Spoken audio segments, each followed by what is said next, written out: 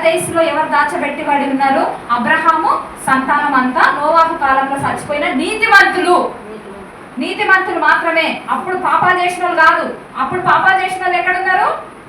పాతాళంలో ఉన్నారు. చూడండి, నీతిగా బ్రతికిన వాళ్ళు ఎక్కడ దాచబడ్డారు? పరదేశంలో దాచబడ్డారు. పరదేశంలో దేవుడు ఏం చేసిండు? 3 దినాలు సువార్తని ప్రకటించిండు కదా. మనం చూసుకున్నాం మొదటి పేతురు రాసిన పత్రికలో, మృతులు శరీర విషయంలో మానవరీత్యా తీర్పు పొందినట్లు ఆత్మ విషయంలో దేవుని బట్టి వాళ్ళు జీవించినట్లుగా, వాళ్ళ ఆత్మలై దాచబడి ఉన్నారు కదా, వాళ్ళ ఆత్మలో జీవించాలి అంటే వారి దగ్గరికి యేసుక్రీస్తు ప్రభు వెళ్ళి ఆత్మరూపిగా వెళ్ళి వారికి సువార్త ప్రకటించిండంట. హల్లెలూయా.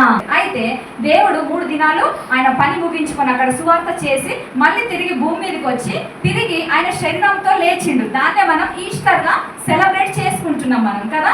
ఆ తిరిగి లేచి అందరికి కనిపించి మళ్ళీ తర్వాత కొద్ది రోజుల నుండి ఇదిగో నేను వెళుతున్నాను, మీ కొరకు ఒక ఆదరణకర్తను పంపిస్తా నేను అని చెప్పి ఏమైండు? ఆయన ఆరోహణమై వెళ్తున్నాడు. ఆయన ఆరోహణమై వెళ్తున్నప్పుడు వీళ్ళని ఏం చేసిండు? పరదేశు వాళ్ళని, ఈ చెరలో ఉన్న వాళ్ళని ఏం చేసిండో చూద్దాం ఒకసారి. ఎఫెసీలకు రాసినటువంటి పత్రిక తీయండి. ఎఫెసీలకు రాసిన పత్రిక 4:9. ఆయన ఆరోహణమైనప్పుడు చెరగా పట్టుకొని పోయి మనుషులకు ఈవులను అనుగ్రహించేనని చెప్పబడి ఉన్నది. హల్లెలూయా. అర్థమైందండి?